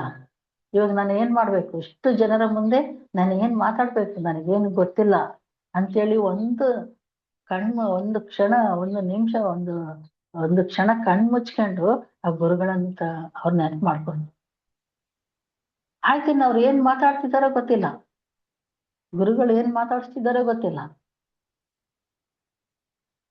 ಚಿಕಾಗೋ ಸೋದರ ಮಣಿಗಳೇ ಅಂತೇಳಿ ಅವರು ವಾಯ್ಸ್ ಹೊರಗೆ ಬಂದ ತಕ್ಷಣ ಎಲ್ಲರೂ ಸ್ಟನ್ ಆಗ್ಬಿಟ್ಟಿದಾರಂತೆ.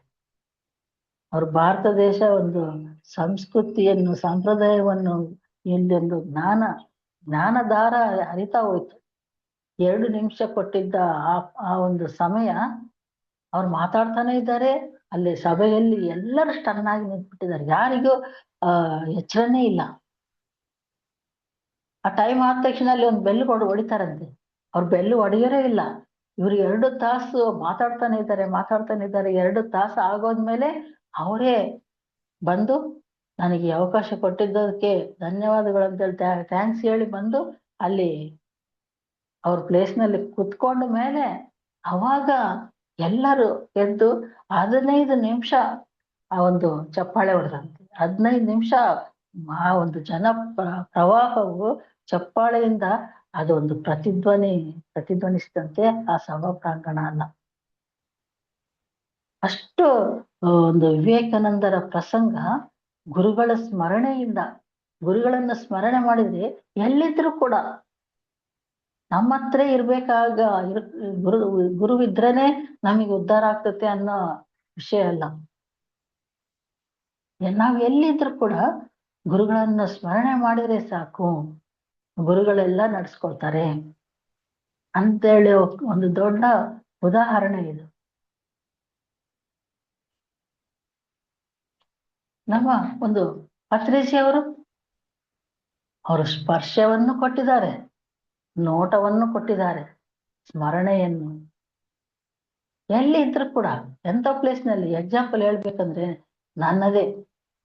ನಾನು ಮೊಟ್ಟ ಮೊದಲು ಧ್ಯಾನದಲ್ಲಿ ಬಂದ್ಮೇಲೆ ಗುರುಗಳ ಪತ್ರಿಜಿ ಅವ್ರು ಹೇಳ್ತಾರಲ್ಲ, ನೀನ್ ಧ್ಯಾನಕ್ಕೆ ಬಂದ ಮರುದಿನದಿಂದ ನೀನು ಪ್ರಚಾರಕ್ಕೆ ಹೋಗು ಅಂತೇಳಿ. ನಾನು ಮರುದಿನದಿಂದನೇ ಹೊರಗೆ ಬಂದ್ಬಿಟ್ಟಿದ್ದೆ. ನಾನು ಕಾಲೇಜಿಗೆ ಹೋಗಿ ಓದಿಲ್ಲ. ಕಾಲೇಜ್ ಓದು ಅನ್ನೋದು ನನಗೆ ಗೊತ್ತಿಲ್ಲ. ನನಗೆ ಇಂಗ್ಲಿಷ್ ಅನ್ನೋದು ಬರಲ್ಲ. ಆದ್ರೆ ಪ್ರಚಾರಕ್ಕೆ ಕಾಲೇಜಿಗೆ ಹೋಗಿದ್ದೀನಿ. ನಾನು ಒಬ್ಬಳೇ. ಇವ್ರನ್ನ ಕರ್ಕೊಂಡು ಹೋಗೋ ಅಭ್ಯಾಸ ಇದ್ದಿಲ್ಲ ನನಗೆ. ಯಾಕಂದ್ರೆ ಯಾರ ಕೆಲಸಗಳೇ ಆಗಿರ್ತಾವೋ ಗೊತ್ತಿಲ್ಲ. ಅದಕ್ಕಾಗಿ ಒಂದಿನ ಪರ್ಮಿಷನ್ ತರೋದು, ಅವ್ರು ಕೊಟ್ಟಿದ್ದ ದಿನ ಹೋಗಿ ಕ್ಲಾಸ್ ಹೇಳೋದು. ಆಗ ಒಂದು ಕಾಲೇಜಿಗೆ ಹೋಗುವಾಗ ನನ್ನೊಬ್ಬಳೆ ನನಗೆ ತುಂಬಾ ಭಯ ಅನಿಸ್ತು. ಇದೇನು ಇಷ್ಟು ಭಯ ಅನಿಸ್ತದೆ, ಭಯ ಆಗಿ ಬೆವರು ಆಗ್ತಾ ಇದೆ. ಏನ್ ಮಾತಾಡ್ಬೇಕಪ್ಪ, ನನಗೇನು ಗೊತ್ತಿಲ್ಲ ಗುರುಗಳೇ, ನನಗೇನು ಗೊತ್ತಿಲ್ಲ. ನಾನು ಯಾವಾಗ ಕಾಲೇಜಿಗೆ ಹೋಗಿದ್ದೇ ಇಲ್ಲ. ಆದ್ರೆ ಅಲ್ಲೆಲ್ಲ ಯಂಗ್ಸ್ಟರ್ಸ್ ಇರ್ತಾರೆ, ಅವ್ರಿಗೆ ನಾನು ಏನ್ ಹೇಳ್ತೀನೋ ನನಗೆ ಗೊತ್ತಿಲ್ಲ ಅಂತೇಳಿ ಗುರುಗಳನ್ನು ನೆನ್ಪು ಮಾಡ್ಕೊಂಡ್ರು. ಆ ಕಾಲೇಜಲ್ಲಿ ಅಸಲು ಸ್ಟೂಡೆಂಟ್ಸ್ ಕೂತಿದ್ದಾರೆ, ಲೆಕ್ಚರರ್ಸ್ ಕೂತಿದ್ದಾರೆ, 10 ಜನ ಲೆಕ್ಚರರ್ಸ್ ಕೂತಿದ್ದಾರೆ, ಇವರು ಒಂದು 250-300 ಜನ ಸ್ಟೂಡೆಂಟ್ಸ್ ಇದ್ದಾರೆ. ಅಸಲು ನಾನು ಏನ್ ಮಾತಾಡ್ತಿದ್ದೀನೋ ನನಗೆ ಗೊತ್ತೇ ಇಲ್ಲ, ನನಗೆ ಜ್ಞಾಪಕ ಕೂಡ ಇಲ್ಲ. ಶ್ವಾಸ ಸೈನ್ಸ್ ಪರವಾಗಿ, ಆ ಒಂದು ಶಾಸ್ತ್ರ ಪರವಾಗಿ ಒಂದು ಆ ಉಸಿರನ್ನು ಹೇಳಿದ್ದೀನಂತೆ.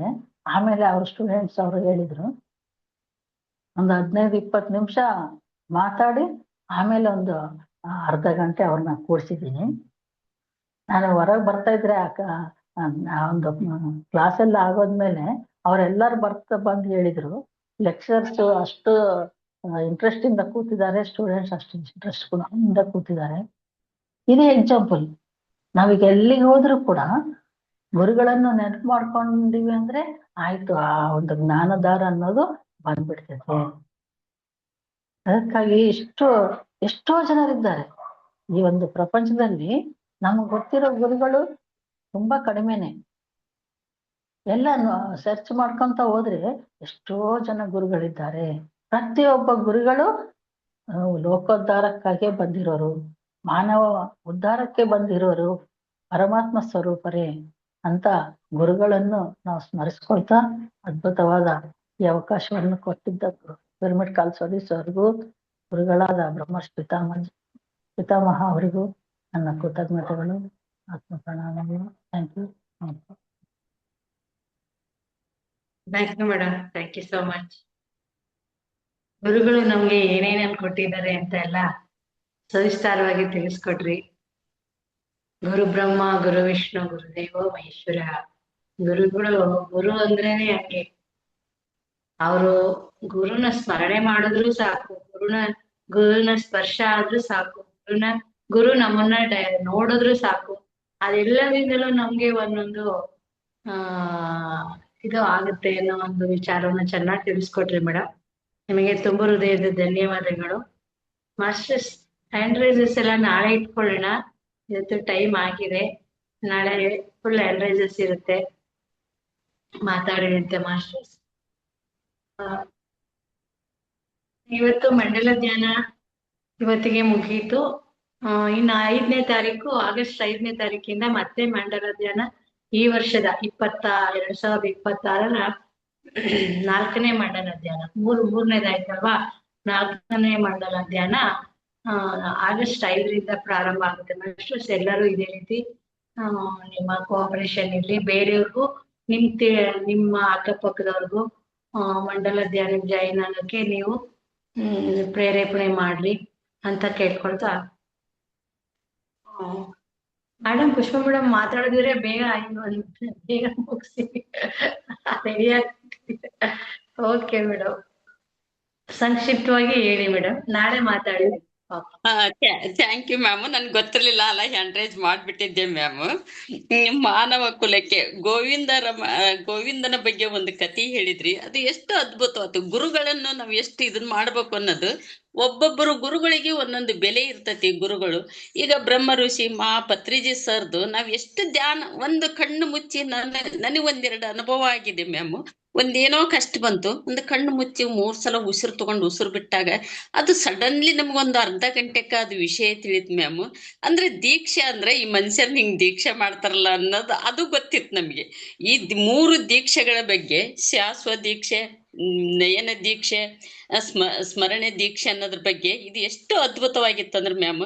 ಕ್ಲಾಸು ತುಂಬಾ ಚೆನ್ನಾಗಿತ್ತು ಮ್ಯಾಮ್. ಯಾಕ ಭಾಳ ಮಾತಾಡಕ್ ನಿಮ್ಗೂ ಟೈಮ್ ಆಗೈತಿ, ನನಗೂ ಇವತ್ತು ಹೇಳ್ಬೇಕು ಅನ್ನೋದಿತ್ತು. ಸಾಕು, ಇವತ್ತು ಹೇಳೋದು ಬ್ಯಾಡ ಮ್ಯಾಮ್. ಯಾಕ ಎಲ್ಲರಿಗೂ ಟೈಮ್ ಆಗೈತಲ್ಲ, ಆ ಟೈಮಿಗೆ ಸ್ಪಂದಿಸ್ಬೇಕು. ನನಗೆ ಇಷ್ಟು ಮಾತಾಡಕ್ ಕೊಟ್ಟ ವಿಶಾಲ ಮ್ಯಾಮ್ಗೂ, ಕಮಲಾ ಮ್ಯಾಮ್ಗೂ, ಅನಿತಾ ಮ್ಯಾಮ್ಗೂ, PSS ಚಾನಲ್ಗೂ ತುಂಬಾ ಧನ್ಯವಾದಗಳು ಹೇಳ್ತೀನಿ. Thank you ma'am, thank you.